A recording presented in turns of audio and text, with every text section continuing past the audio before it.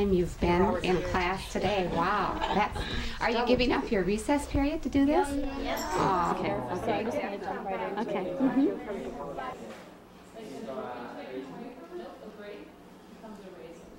We need one of those.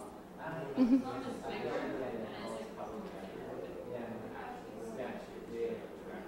Should we wait for David to go have a smoke? No, maybe he'll. Oh no. Can you tell me a bit more about the people you serve here at the Learning Center? I'd be happy to. At the Learning Center, we serve adults who are 16 years and older and not enrolled in high school. And currently, our age range runs from 16 to 71. And in that range, there are people working on their basic skills in reading, writing, and math who are American students. There are people trying to get their GED, which is a high school equivalency, and many folks need preparation before they go and take those tests. And we also have an English as a Second Language program, and that's probably our largest program. Not probably, it is our largest program. And we have students currently from 29 different countries. And many have tales to tell about how they got here because of war or just looking for better opportunities. And that, I think, is what makes it a really interesting place in terms of the cultural diversity and the skill diversity. And there's myself and a paid teacher whose name is Christy Blagan, and also 80 volunteer tutors. And I think that's exciting because the tutors are of all ages. We have some senior citizens who actually grew up in this neighborhood, and I think that sort of makes a nice bridge. It's about 60 to 70 years ago, this neighborhood was also experiencing a kind of immigration shift. And most of the residents at that time were Swedish, and then there were some Romanians. And in fact, our library had a very large foreign language collection in Scandinavian languages and in Yiddish. So it's nice that those tutors can remember that, and they really feel not so much that they're giving back, more like they're giving forward, when tutors said to me today, and I thought that was a nice way of looking at it. We also have tutors from Augsburg College, which is very near. And for students from Augsburg, they like it because it's a chance for them to walk their talk, to bridge the theory you may learn in a college setting and how it actually works in the big world. And students love the youth and enthusiasm that they bring into a setting. And it sets up for some students who may not think that, I shouldn't go to college, I should work, it begins to make them think about the future. Oh, maybe I could do that. So I think that's really good. And then our other tutors are people who work during the day and want to contribute something at night. And most tutors work one-on-one with the students, helping them with the various work that they're doing. Okay. Are most of the students from around this area? Most live in the neighborhood. We're currently in the Phillips neighborhood, which is Minneapolis' largest neighborhood. And many also live in the next neighborhood, which is the Cedar Riverside, the West Bank neighborhood. And that's about a quarter of half mile away. And so, yes, location, I think, is important.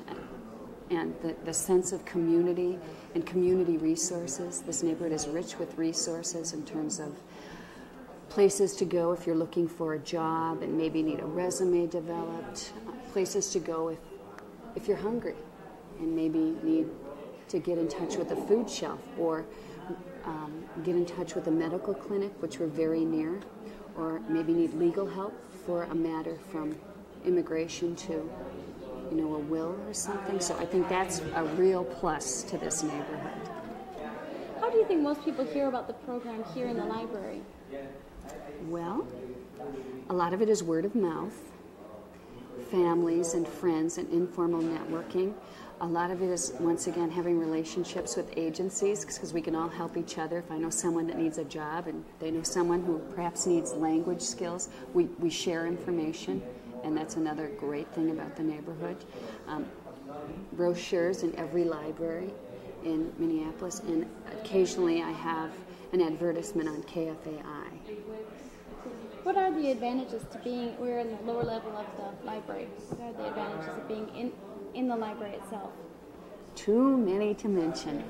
I think the most important one is, we are in the so-called information age, and what better than to have information resources around you. And I think you can build that into a curriculum or a person's learning plan, because you don't have to be stopped that I don't have that book, or I can't access that video, or I don't have that resource, because we do, and that's really fun. And excuse me, could you start off, it's very good what you're saying, but could you start off by saying it's very important to be in the library because we need you to paraphrase a little bit, because otherwise it's like answering yes or something. Okay. Establish a question somehow. Okay, I'm sorry. So the resource question again, David? Yeah, just say it's very important that we're in the library because... Okay, it's very important and advantageous that we're in the library because it's an information age we live in, and I think it really makes students better students, and it makes us better teachers and tutors. If we want the student to learn something, or if the student wants to learn something, the resources are there. If they need a certain book, or if they want to find out something from a video, check out a certain compact disc, we have that at our fingertips. We don't, I think many times some programs have to stop because, well, I know where you can find it, but we can't have it. So, but having something in the moment and incorporating that into not just making people, good students, good citizens, but information prospectors. My favorite, I think, sign that I have in the Learning Center is over there, and it says it's better to know some of the questions than all of the answers. And I think a library really fosters that discovery and asking questions to seek whatever knowledge you want to find. The other great thing about being in a library is it doesn't have as much baggage for some learners as a school does, especially a learner who might not have warm and fuzzy feelings about school from the first time around. Going back into a school might bring up all those old feelings of inadequacy, or remembering a certain teacher, a certain time in your life when things weren't so good. Well, most people don't have those feelings or that baggage about libraries. It seems a very open setting, and it's okay for everybody to be here. It's not so segmented as in this kind of school or this kind of place. So that's a great advantage also. So just the whole information, and that it's a very open place. Can you think of some things that libraries or librarians aren't doing, things they could be doing to help collaborate with you, to help support your efforts here? Well, I think in terms of libraries collaborating with literacy centers, I think Minneapolis Public Library does a great job, but they have a history of doing that, and it's been a learning curve for the library. Certainly having collections that maybe students request in terms of maybe more bilingual materials in different languages besides the ones that may immediately come to mind. Currently, Minneapolis is going through a kind of boom with regard to Somali and Sudanese peoples. Now, there's no way anyone could predict that, but it's important for librarians. If you get 4 or 5 questions in a month about a certain book or a certain material, and notice a trend, I think it's important to act on that with regard to getting dictionaries and books that might complement that. I think displaying materials so it's not scary to get, and having signage that's just not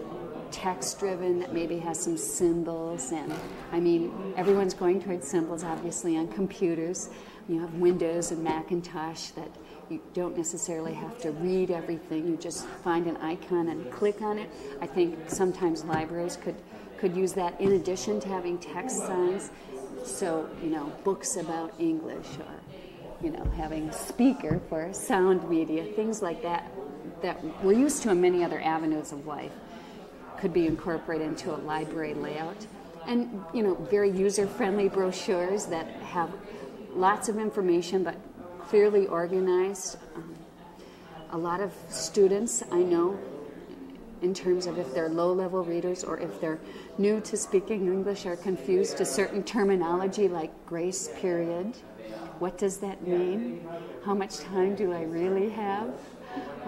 There's little expressions that are easy for a person who is always in the culture, but may not be so. In fact, just today, an interesting story, there is a computer upstairs, and it's basically a dumb terminal, but it has a disk drive in it. And clever, resourceful young student who happened to be from Somalia took out her library card, inserted it in the disk drive. And then, of course, wondered why she didn't get information. Well, because, she can get money when she uses a card in a bank machine, and she lived in New York for a while. She, the way you use subway tokens, perfectly example of, seeing a situation and applying it. So, I think that just in terms of being more thoughtful that way, and in really taking the time when a patron that's the first time they've been in a place like this. Many parts of the world don't have libraries. They have been torn apart, destroyed through civil war or some sort of police action. And I think just taking careful time for orientation and really sort of almost having a retail aspect to not expecting the user to come to the counter, but reaching out, giving them a tour.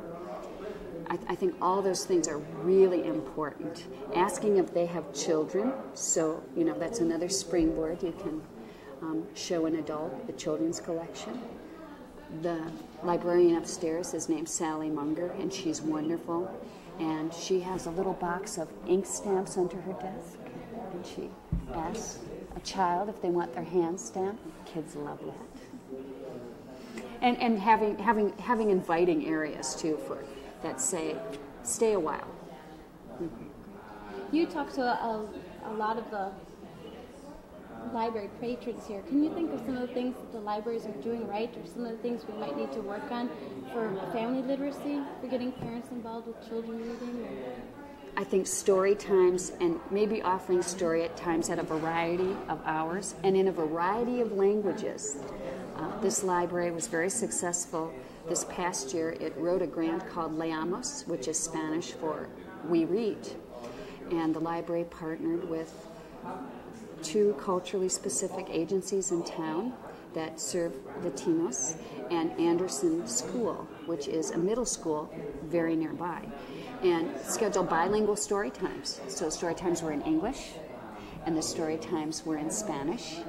Lots of props, lots of fun. Food never hurts, although I know sometimes that's kind of a mortal sin in the libraries because of the integrity of materials, but it was really a wonderful grant because it gave people sort of a long arc of time to get to know each other, because it went from September through June.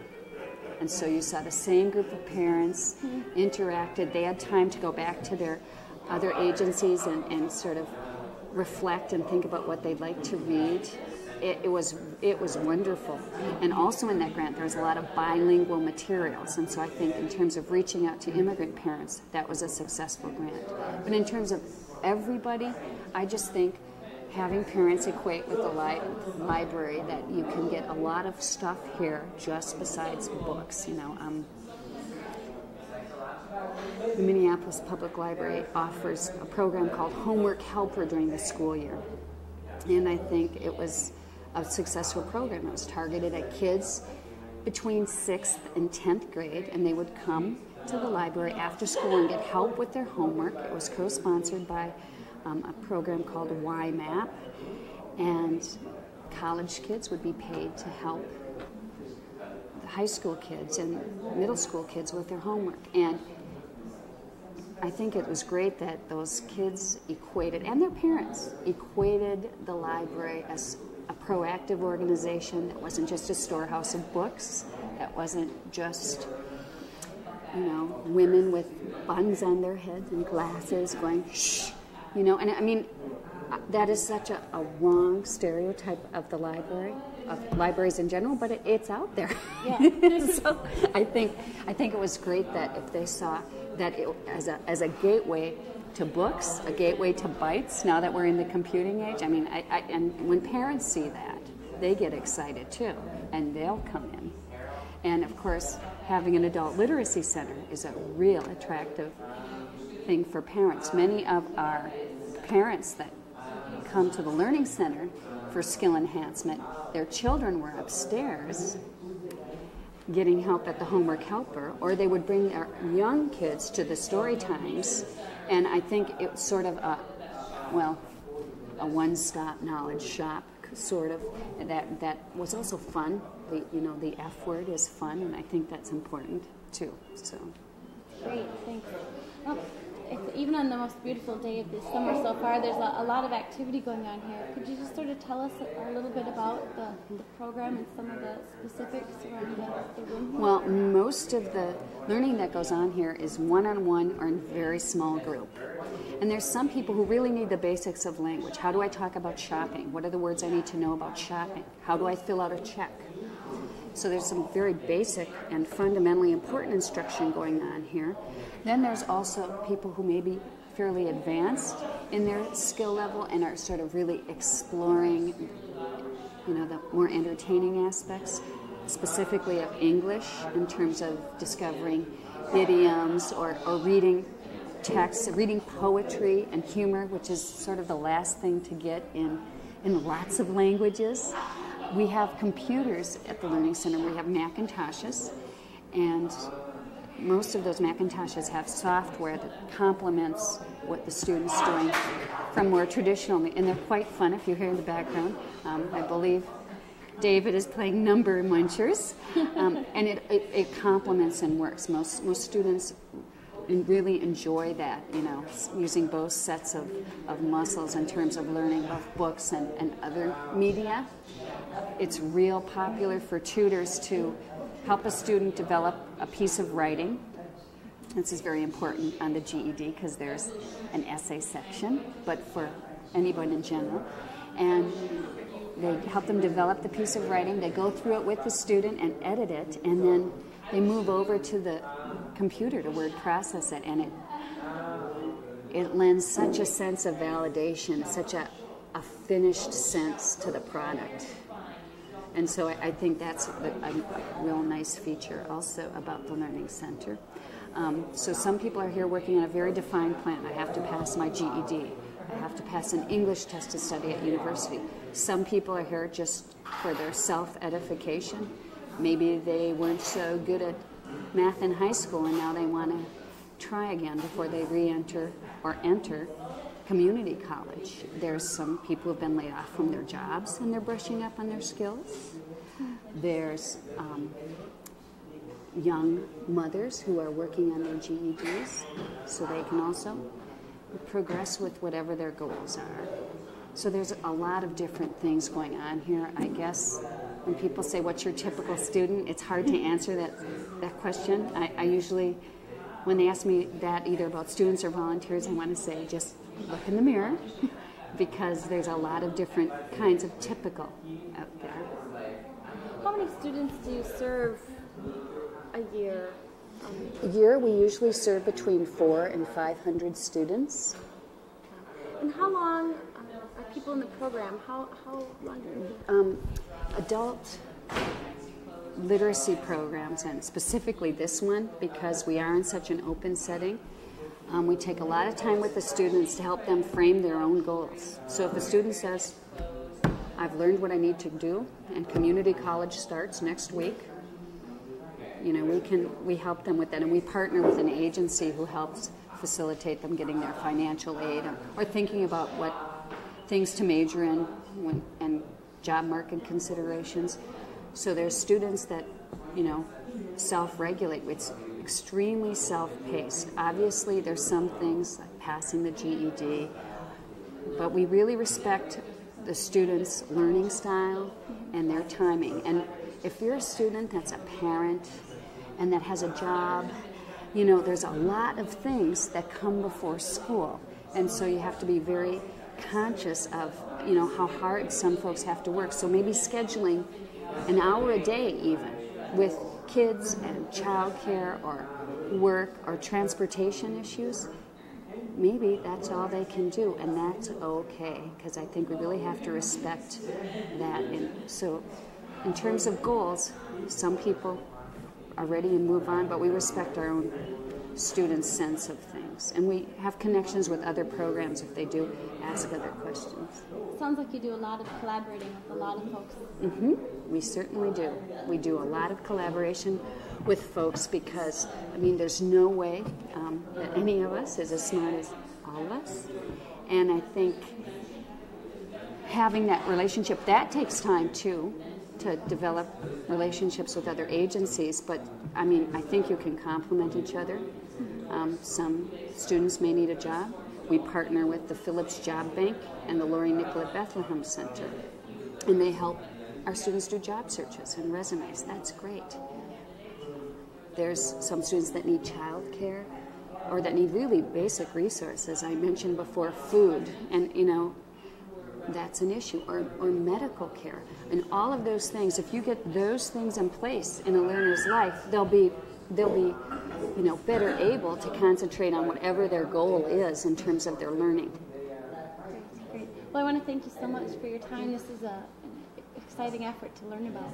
Thank you.